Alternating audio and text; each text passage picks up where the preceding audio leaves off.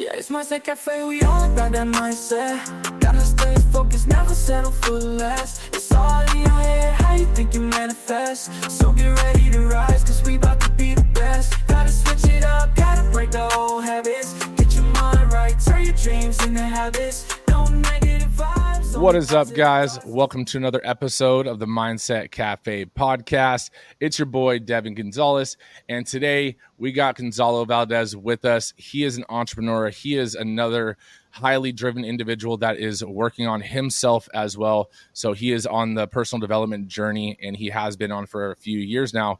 So, Gonzalo, thank you so much for taking the time, man. Hey, no problem, man. Thank you for having me on here. Of course, brother. Well, let's dive in a little bit. So how did you get started before the entrepreneur space, and how did you get started on the personal development journey? Well, it really wasn't until I went into business that I really wanted to be a better person, a better leader, and a just better father, better everything. So started listening to some podcasts, got into Andy Frisella, then I got into the RBO, and then it just went from there. Started Okay. listening to everybody else. Nice. So what was that turning moment for you that you had that recognition or had that, enlightenment that you wanted to be a better leader, and it was going to come through bettering yourself? Well, really listening to Trevor. Okay. Yeah, you pretty much, how can I say it? You are your business. So if you're not good, your business isn't going to be good. So just being a better person, and that pretty much goes into business. No, definitely. And I agree with you. And it's one of those things where you have this ripple effect on your team, right? Right. So like if you start to try to better yourself, whether it's through mindset, whether it's through fitness, whether it's through nutrition or just personal development in general, the people around you start to see that, and they don't want to be like less than. So then they start to try to work on it, and you'll start to have that ripple effect. I know Trevor, started doing his run thing, 1,000 days ago, or 1,000 something days ago now, and the RBO, it wasn't a running club in the beginning, and now like people join, like, man, I didn't realize this is like a running club, right? And that's not the intention, but it's one of those things where his outlet of working out is mainly through running, right? And so other people started resonating with that, and all of a sudden he had an unintentional ripple effect on countless people now, right? So it's one of those things where sometimes you just find that ripple effect, or find that reason why you want to not only better yourself, but try to become, like you said, a better leader. Was there a moment when you were in business or something that you had like a mindset where, I mean, I know this happened to me, so that's why I'm asking, is like all of a sudden in business, you think you're, let's say you're doing well, and all of a sudden you start hiring employees, or you have a team, and then you're like, man, am I good enough to be like, they're looking up to me, right? Did you have that one like light bulb moment where you're like, I need to learn more? Yeah, it's just knowing that some of my technicians are better than me. So how can I better? How can I get better for them to get better? So it's really just toughening up your mindset. It's all about mindset at the end of the day. It's how can you transition your mind to the business? So that's how you are as good as your business is what I was trying to say earlier. So No, exactly.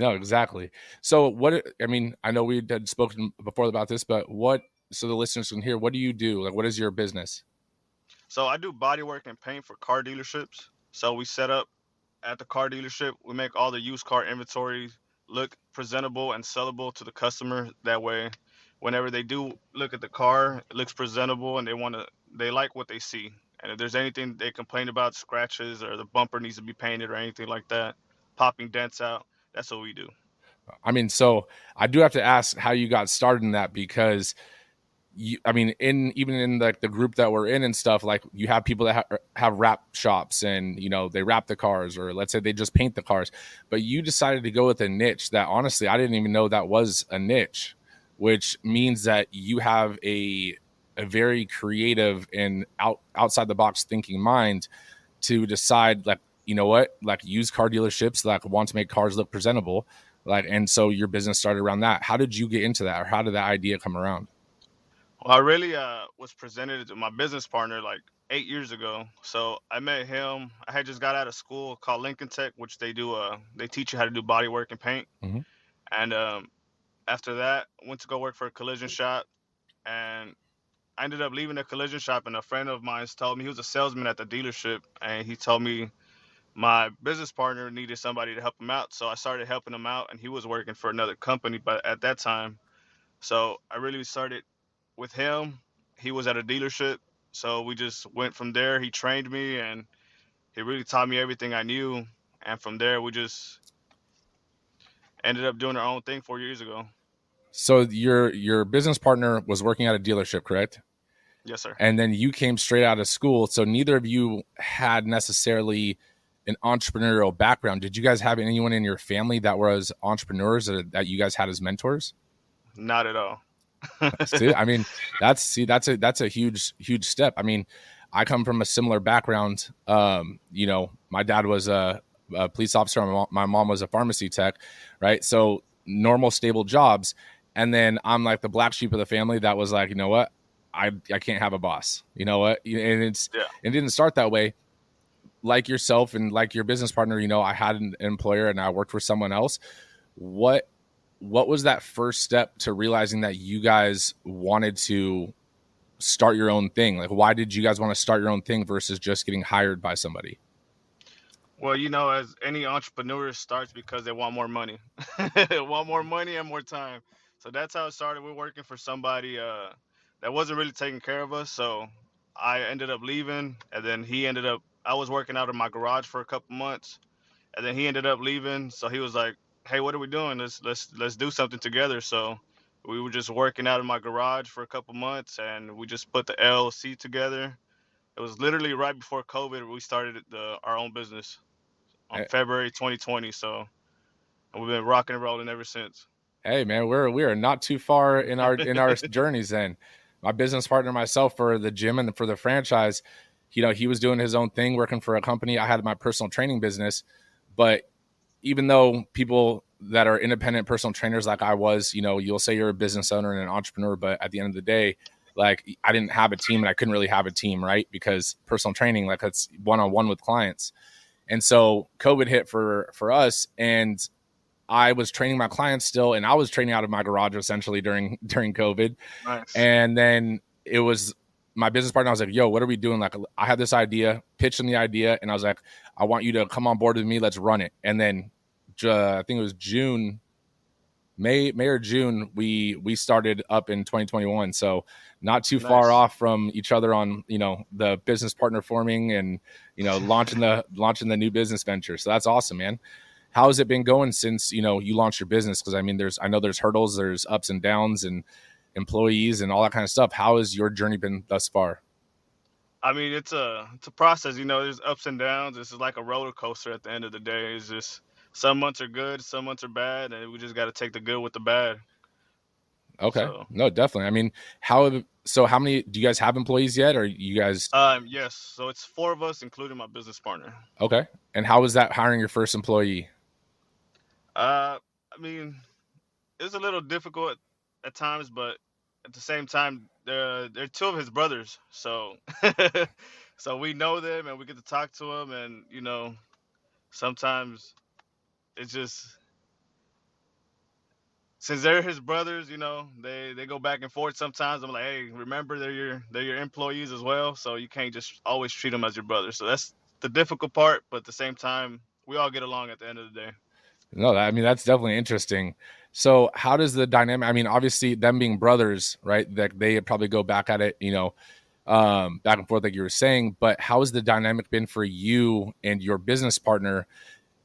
How has that relationship been like throughout this journey? Because I know a lot of business owners, can struggle with having a business partner. I mean, it's pretty good. I think the more we're together, the more we're aligned. It's like having a far relationship, far distance relationship. If you're always distant from each other, then we're not on the same page. So the more we're together, the more we're sync pretty much. So Definitely. And actually, it's funny because my business partner was just saying this the other day. He was like, it's kind of like we're married. And I was like, and we were doing a live podcast. So I was like, hold up. pause. I was like, you realize that these clips can get, cut up, and all of a sudden someone's just gonna cut up saying that we're married, right? So I was like, careful. But no, I get what you're saying. Like it is like you have to be in sync, right? They're just like a regular relationship. And I believe you're a husband and father, right? Yes, sir. Right. So even like, with your business partner, with your wife, right, there's that relationship, that communication that needs to be built. There's going to be good days. There's going to be bad days. But at the end of the day, communication is key. So with that, because I mean, in my opinion, hiring family I know it's not your family, but hiring family could always be tough, right? Because I know for myself and my business partner, hiring our first employee was tough, just to let go of the reins a little bit. Right. And I'm sure you might have a little bit more trust because it's his family, or he might have more trust because it's family. But at the same time, like, you always have that hesitation because it's your baby. Right. Yeah. So how's that process been for you guys? I mean, it's just really just trying to let go, because if we're not at the dealerships and his brothers are there, sometimes management starts calling and, hey, where are you guys at? And sometimes we gotta let them know, hey, well, the guys are there, just drop it off to them, they'll take care of it. So it's just trying to, like you said, let go of the reins. And I feel like that's one of the hardest things in the beginning too, is I know before we launched the franchise part, and when I was at the gym all the time, the members wanted to train with me or with my business partner. And now we have a team of, I think it's 6, not including me and my business partner. And it's like, at first, the members only wanted to ask us questions, right? Whether it was something with their account or whether it was, a supplement or whatever, they only want to talk to me and my business partner. And there's that transition period where you have to get, like for you, the dealerships used to seeing someone else besides the two of you, right? Yeah. Is that something that you guys are currently working on right now? Like, is there a process to try to like integrate where it's not you guys aren't the face of the business, and it becomes like the business name and logo is, the face of it? Yeah, so I say that's the difficult part, trying to transition from getting out of the business, because we're stuck right now working at the dealerships. So that's the difficult part right there. Well, definitely. And I feel like that's at every level that it gets harder and harder, because you get higher in level, you guys expand, you guys get more employees. Then all of a sudden, someone wants to deal with you, and now there's a person in place for that, right? So there's always going to be those little rough patches. So how many kids do you have, before I ask the question? I have one daughter. Oh, okay. How old is she? 12. Oh, okay. I was gonna say, I thought we were gonna be close on that too, but I have one daughter, and she'll be 3 in January. So a little different stage on that part, Yeah, I started early. No, I meant stage in terms of like their attitudes and their, all that kind of stuff. Like right now, mine's going through, having big emotions and, being a daddy's girl and stuff. But from what I've heard, that 11 to 13 range, it starts to switch. Yeah, enjoy it right now while she's young. So later, she's not gonna want to have you in the room. See, I mean, I'm not ready for that. But how has your relationship been at home? Like, have you been with your wife, throughout this whole process? How is she, how does she feel about the business and with you being an entrepreneur? Because being an entrepreneur is not just hard for us as the entrepreneurs, but it's also hard on the family as well. And that's something that a lot of entrepreneurs, when we talk about this, it's they haven't yet like really established it, or some people have established it and they realized it and they made the mistakes like I have, and then they fixed it up. So you being in business for a while now, and you having a family and a daughter that's 12, how's your family relationship? I mean, I'm pretty blessed to have a loving wife that actually pushes me to work harder, to keep going, and she's always been just pushing me to keep going even when I don't want to. So I've been with her for 15 years, so she's always kept pushing me and motivating me.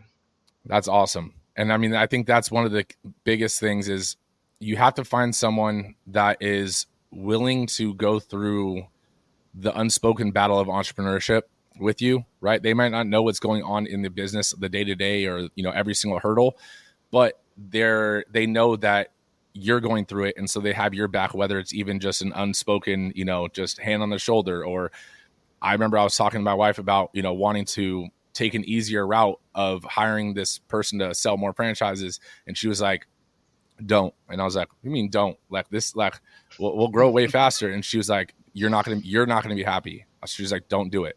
And I was like, how do you know? Like, what, that doesn't even make sense. Like, this is what I've been trying to do for the last, you know, 10 months, 11 months at the time. And she's like, I'm just don't wait until at least one sale. And I was like, fine. And then after I had the one sale and I was like, damn, she was right. Like, I put so much into this. I was just, you know, I was basically just trying to, you know, take the easy path and stuff. But at the same time, like, I knew like I would have regretted that later on. It's crazy sometimes how our spouses know that within us and can kind of check us back into gear, you know, when needed. Right. Yeah, into reality. They know it's better than ourselves sometimes. Oh, 100%. So how's your relationship with your daughter? I mean, obviously I know the age, but how's your relationship been through like this process with her, and, you know, your communication with her with, you know, working, because entrepreneur hours are very daunting. She understands now. She's a little bit older now, so she understands that I'm always going to be working, working weekends, working long days. So as long as she has her daddy and daughter dates, she's fine with Uh, that. that's cool. So what do you guys do for like daddy and daughter dates? What does that entail? Like, give me some it's advice all on that. it's always random. She's at the age now she wants to go get her nails done and stuff like that. So or she wants to go out to go eat. She just wants to go eat.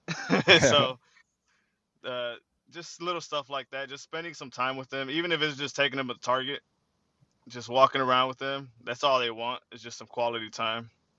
So, And I feel like, I mean, did you do this in the beginning? Because I feel like this is when I hear about daddy daughter dates and stuff like that. Like, I mean, I have been trying to picture it and stuff, and you start creating these like elaborate days, right? And almost like if you were to take your wife out on a date for the first time when you guys were dating, did you do that in the beginning when you were overthinking it, and then you came to a realization that all she wants to do is spend time with you, even if it's just going to Target?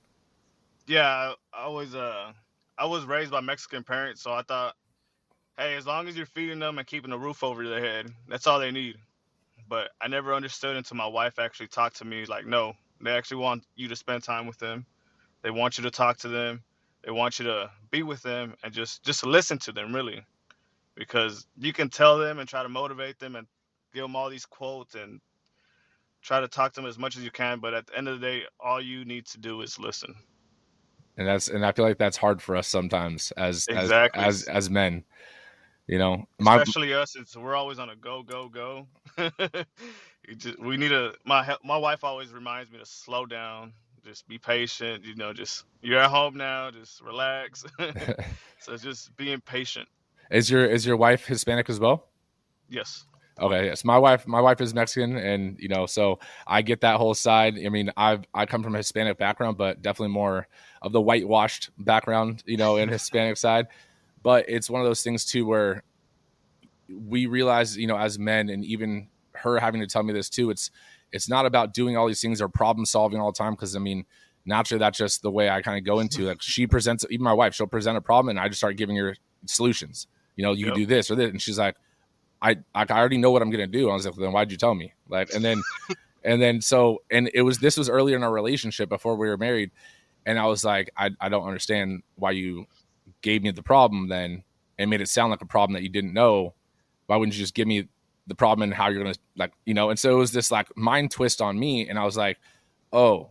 So then I had to ask her at a point. I heard it somewhere, but she would present a problem, and sometimes it would be the same problem. And I was like, dude, like, I don't know what you want me to do. Like, you keep telling me the same problem over and over and over again. Like, is this a problem you want me to solve, or do you want me just to listen and you're just going to vent? Right. And so I heard that somewhere, just, you know, to ask them, like, do you want me to input, or do you want just to vent? And right. And so sometimes it's just, I just want to vent. It's perfect. Let's go. Throw it at me. Right. And then you just listen. Right. And you actively listen, and you give it's almost like you're like the girl best friend. Right. Yeah. And then other times it's like when they do want a solution, at least now you know you're not going to overstep lines and bounds and stuff. And then now we've even evolved as, you know, a married couple, where it's like, look, I understand your problems. You can vent as much as you want. Let me know when you want me to step in. Right. Because we've had, you know, outside issues with, you know, other people that, you know, she was handling it. And I was like, I'll step in at any time. Just let me know. Like, just give me the green light and I will take the reins. But it's that communication. And I feel like, do you agree that that is the same almost with a business partner? Yeah, it's exactly the same almost. You just sometimes you just got to listen to what they want to tell you instead of trying to always put your input, you know.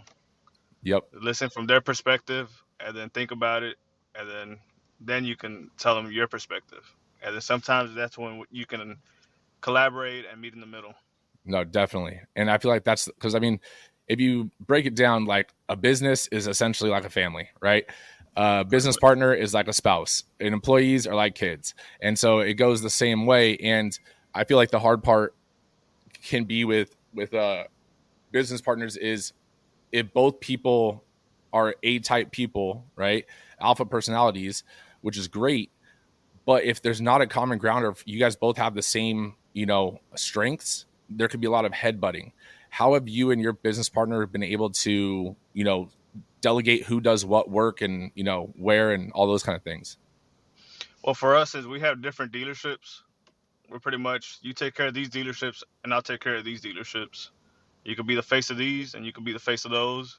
And we'll just go from there. That way the manager's not just calling one person. This dealership can call you. So that's how we're doing it. Okay. And then what if like your employees, I know they're his brothers and stuff, but if they have issues, or you guys, let's say, hire another employee that's not a brother or a family member, like who would they talk to? I think it would be just either of us, just one of us, as long as, because at the end of the day, me and my business partner are gonna talk. So we'll communicate what's going on and how's this doing or what's going on. So pretty much like a wife and wife and husband. I will say that is a lesson my business partner and I learned, that we thought it was unspoken, but I remember when we hired our first employee and even our second one, they would basically come tell him stuff, and then they would come tell me stuff, and they thought we weren't talking in between it, you know. So he would get one version of the story. Same person would tell me a different version of the story. Like, they would tell you what they thought you wanted to hear to not be upset with them, right? And so it came to the point where, like, we had to, during the onboarding process for employees, it was like, look, you can talk to him, myself, or, you know, our manager that we have here now. All three of us talk, you know, so we'll be up to speed, but just let one of us know, right? You don't have to tell all three of us, you know, just let one of us know. And so doing that all of a sudden set the boundary of, if you ask for permission from one person and they say no, it's a no from all of us. If one person says yes, then it's a yes from all of us. Even if the other two didn't want to, like, we had to make the other, you know, the understanding that there was a reason, and then we'll talk about why they said yes after the fact. Right? Okay. Yeah. Yeah, So, that sounds about right. So with you guys have how many dealerships are you guys working with right now? Right now we have 3 right now, potentially 4. Nice, man. I mean, so are you guys only local? Do you guys, you know, how far do you guys go? We're all over DFW, so we're pretty much an hour away from, well, at least from my house. I live in Dallas. My business partner lives in Fort Worth, so it's just traveling anywhere. We just literally drove an hour away, so I was an hour away from home. But yeah, we're growing right now. You just got to get another person up in Denton and hit the whole triangle. Yeah, pretty much. I'm pretty much in like Frisco right now. Okay. Fort Worth. So that's awesome, man. Yeah, we're closing the deals, you know, hopefully within the next few weeks out in Dallas, you know, so we'll be expanding into Dallas as well. So, you know, I'll definitely have to come check out the business and all that kind of stuff when I'm over there. Yeah, you let me know whenever that opens up. That way I'll get some people over there. Yeah, definitely. So what is your next move for business, right? Because I mean, you've been working on personal development. You've been, you know, working on your business, growing your business. What's the next step for yourself? And then what's the next step for your business? For myself, I think it's just really my fitness. I'm trying to lock it in fitness. That way, I'm just trying to get into better shape. You gassed me out the weekend at St. George. I was like, I need to start doing more cardio. So we've been trying to do more jogging, more running every day. And I mean, for the business, after that meetup, I never really thought about business credit. So we locked something in with Paul, and trying to get our business credit going on. That way, potentially, we get a body shop going in the next year or two. That's one of our goals. That way, bigger jobs and stuff like that. Because our problem right now is that we can't really focus on customers, like just regular customers, since we're always focused on dealerships. Right. So we have a lot of customers always hitting us up, and it's just we have no time. And if we do, we could work on it at the dealership, but we can't leave the car there for that many days, you know. Yeah. Yeah. So body shop is pretty much up there. That's awesome. Getting And I that mean, going. yeah, I definitely have some connections that I can connect you with out here in California. I have some friends that own body shops and, tire shops and stuff like that, so maybe you can bounce some ideas off of them. But I think that'd be a huge step, because now you're in different industries, or same industry, different like niches of the same industry, which I think would be awesome because you can expand your clientele and your customer base. So with your personal development journey, right? Because I mean, out in Utah, I know you did the Strive 11 workout, and I mean, honestly, you say it gassed you out, but honestly, man, you survived. Like you saw what was happening. I underestimated how many people were going to show up from the live, and went well, but it was definitely a tough workout for everyone, right? I mean, Yeah. I was even sweating just demonstrating, right? So it was. I mean, how did you like the workout? First off. No, I loved it. It was like a full body workout. I'm really not used to doing that because I'm used to just doing upper, lower, or just lifting weights and stuff like that. And I really never lifted weights until 4 years ago. So I have a buddy of mine who got me into that. And during COVID, he opened up a trailer at his spot. So he made it into a full gym. And we usually go working out there, but it's just banging weights, So I like that hit workout.